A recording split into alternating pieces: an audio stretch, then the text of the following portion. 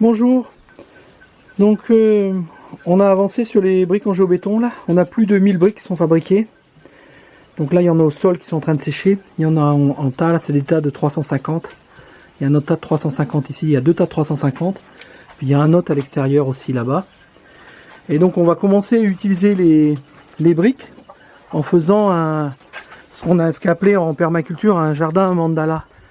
Donc bon, moi j'essaye au maximum de rester pragmatique, donc je vais pas faire exactement ce qu'on dit en permaculture là.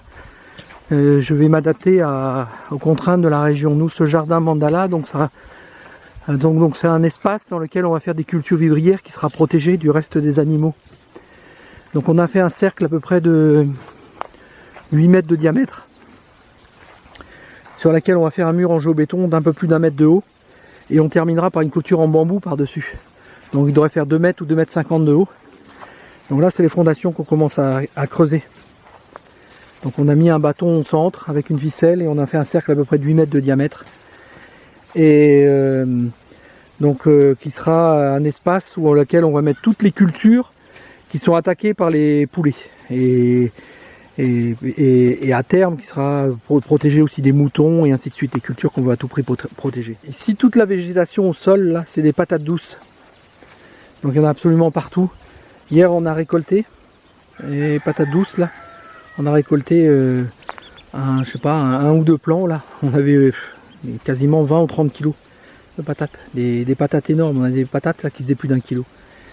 Donc probablement on va avoir plus de 100 kilos de patates douces là sur le terrain.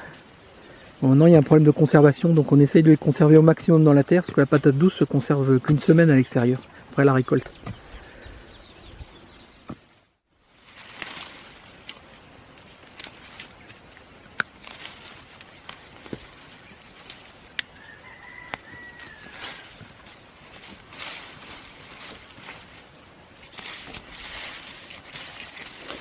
Bon là c'est Kwasi en train de récolter des patates douces là. On en a certaines qui sont absolument énormes là. Alors, on voit elle est en train de dégager là.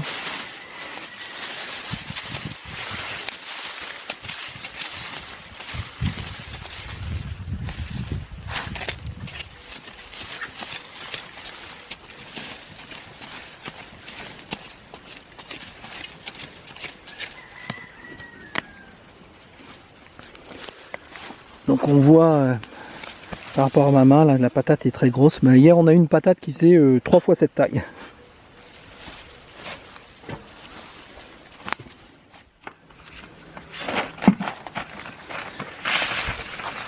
Voilà, ce sont des haricots, donc des haricots secs, qui vont devenir des haricots secs, là, des haricots blancs, des petits haricots blancs.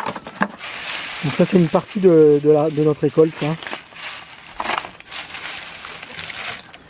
Donc on va faire sécher. En même temps que les haricots verts, on a ramassé un peu de gombo qui est resté sur le terrain là.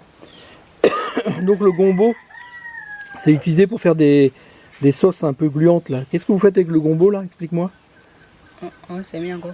Quoi? Ça devient sec. Ah celui-là est sec, on peut plus le manger. Donc avec ça on va faire des graines pour semer à la fin de la saison.